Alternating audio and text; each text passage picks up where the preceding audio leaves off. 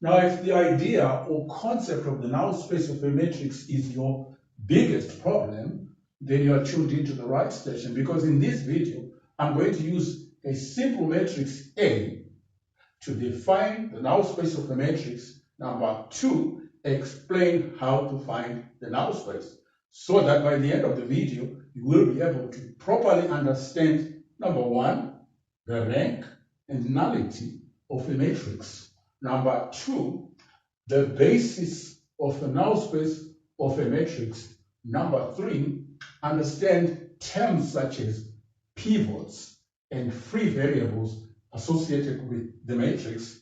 And number four, understand why the null space of a matrix A is a subspace. Now, let's get cracking. First, the definition. What is the null space of a matrix?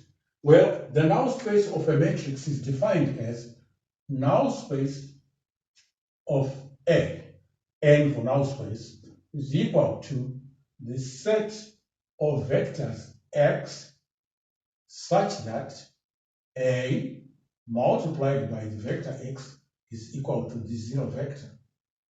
Now, obviously, it says the null space is a set.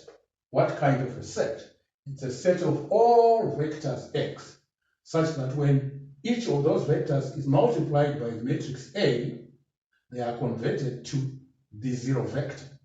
Now, let's suppose our vector X, the general vector X in the null space, is given by X is equal to X1, X2, X3.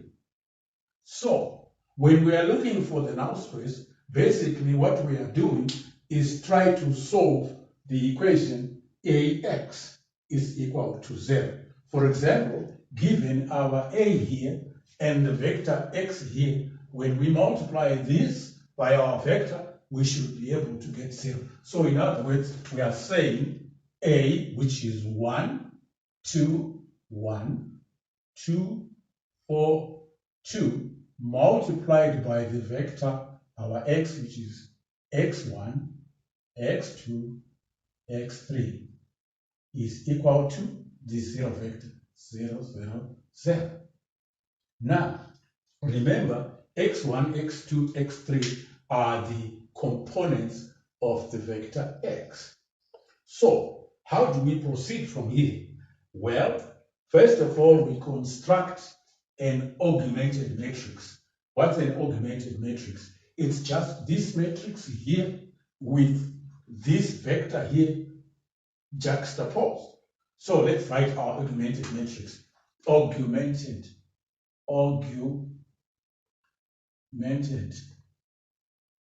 matrix. So what does it look like? In our case, it looks like our matrix A, 1, 2, 1, 2, 4, 2.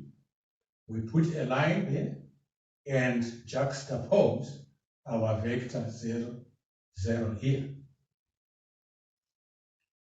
That's our augmented matrix. Now, this matrix now represents this equation here. Because here we go 0. Equation number 1 says x1 times plus 2x2 plus x3 is equal to 0. That one there, plus that one there, plus that one. I'm sorry, this is 2 zeros. I beg your pardon. So it's going to look like 2x1 plus 4x2 plus 2x3 is equal to this 0. So that's our augmented matrix. Step number 3, we need to row reduce the augmented matrix. So let's row reduce our augmented matrix. We have our 1, 2, 1, 2, 4, 2. And our line here, 0, 0. Now, when you look here, our second row is twice the first row. So our job is very simple, because if we multiply this one by 2 and subtract it from there, we just get 0. So let's go ahead and do that. So this becomes Notice I didn't put an equal sign because what's going to come here is not equal to what is here. So we write our first row 1, 2, 1 with our column of zeros there. Then here 1 times 2 is 2, subtracted from 2 gives us 0. 2 times 2 is 4, from 4 gives us 0. 1 times 2 subtracted from 2 gives us 0. And here, of course, 0 times 2 is 0, from 0 is still 0. So, what do we have here? We now have a matrix with only one non-zero row, the first row. The second row has been reduced to 0. What happened here? Well, what it means is that when you have row reduced a matrix, the number of non-zero rows is what is called the range of the matrix. So the rank of the matrix. I almost got it wrong there, didn't I? So what is the rank of our matrix? Well, there's only one non-zero row, so our rank is equal to 1. So rank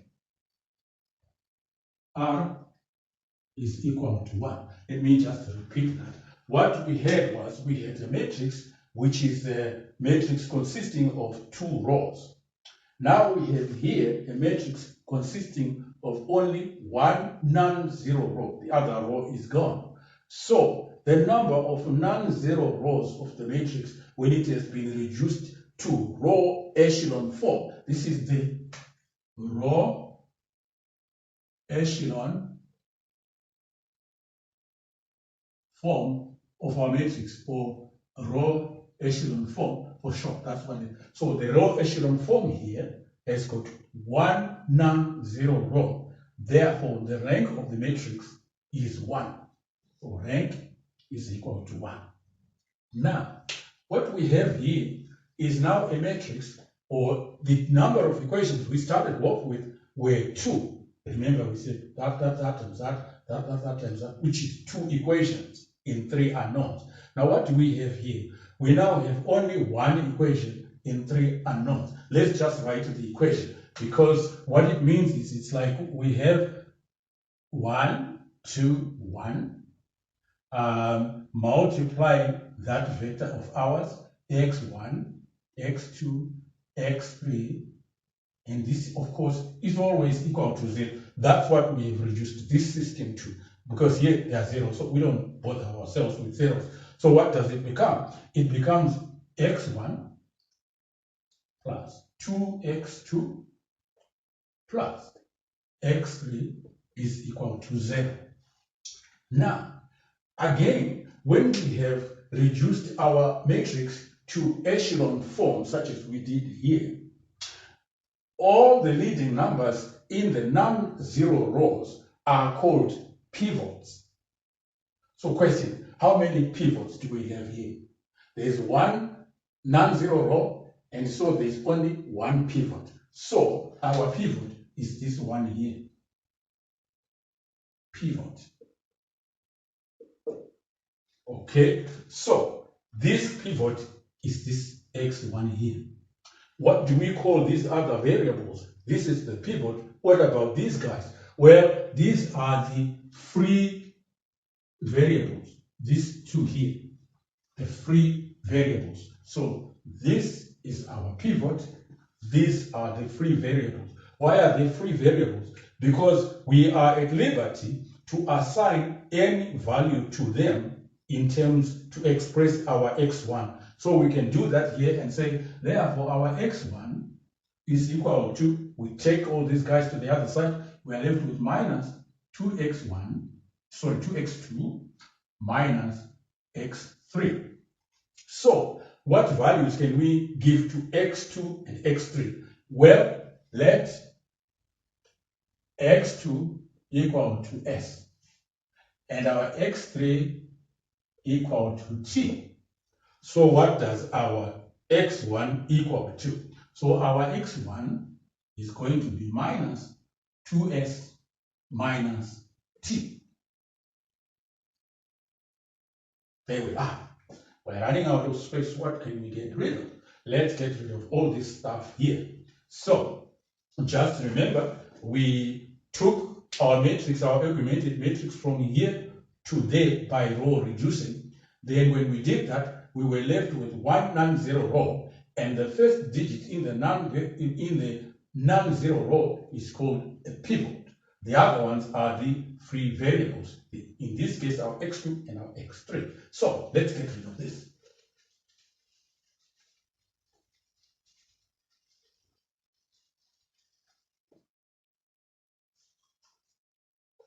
We don't need this, we don't need that, we don't need that. Okay, so here we are, x1 is minus 2s minus t. But what did we say our vector x is? We said our vector x is equal to, as components, x1, x2, and x3. But we have found our x1 to be that. So we can write our vector as minus 2s minus t. The x2 remains, and the x3 remains. So that's our vector there. But surely we can nicely factorize it or group it in terms of the s and t. So it becomes, we put our s there. Here we have a minus 2. We have, oh, sorry, this becomes, sorry. Our x2 becomes an s. Our x3 becomes a t. I beg your pardon. Remember, we said let s equal to x2 and let t equal to x3. So this now becomes an s and that becomes a t. I hope you get it right. So again here for the s, here we have a 2, here we have a 1, and here we have a 0. What about the t? Oh, sorry, plus t. What do we have? We have a minus 1 here, we have a 0 here, and we have a 1 here. Now, wait a minute. What is this now? Let's write it nicely down here.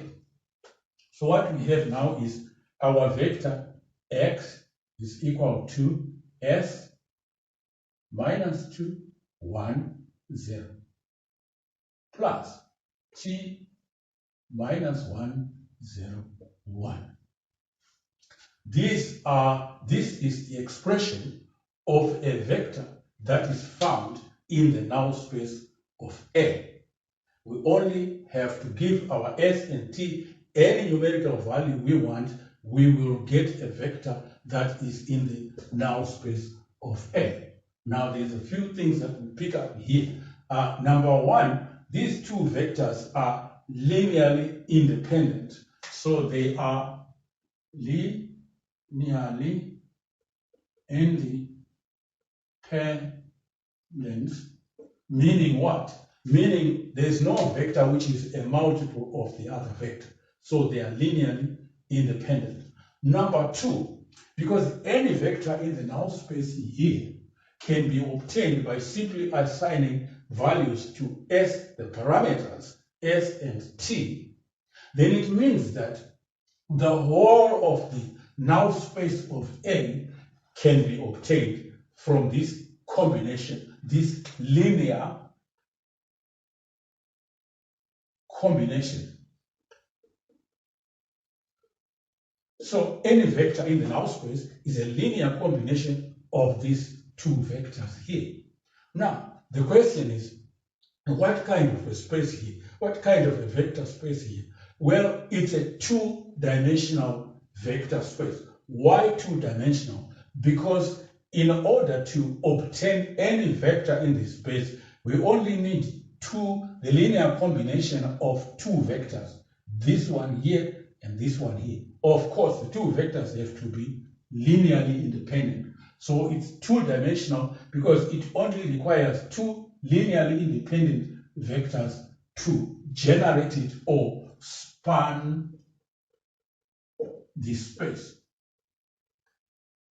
It's just another way of saying generate the space. So in other words, to generate the whole space of the null space, we need two linearly independent vectors. So the null space is of dimension 2. So we can write it here. dimension of the null space of A is equal to what? 2. So maybe let's write it here. Dimension of the null space of A is equal to 2. It's an important number. Now, the dimension is equal to 2. Now, second question, does the zero vector happen to be there? Well, of course, yes, because we know that if we assign 0 to s, 0 to t, we simply get the zero vector. Again, it's also obvious from the fact that our equation is ax is equal to 0. So if x is equal to 0, then obviously this is satisfied. So the zero vector is there. Therefore, we can call the null space a subspace because number one, it's got the zero vector. Number two, it's closed under linear combination. It's very easy to verify this fact because you can combine this one here and that one there. It will always fall into the null space of A. And so therefore it's closed under linear combination. It's got the zero vector. Therefore, it's a subspace. A subspace of what? Well, we said the dimension of the null space is 2. But what kind of vectors are found in the basis of the null space? Let's define this term.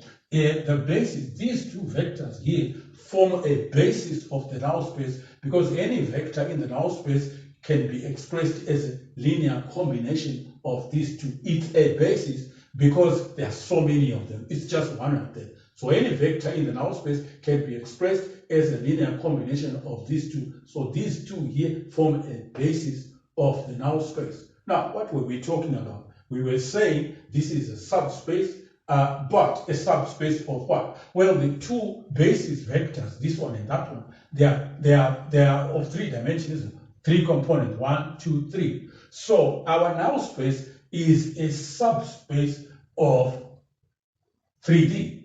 So it's a subspace of R3.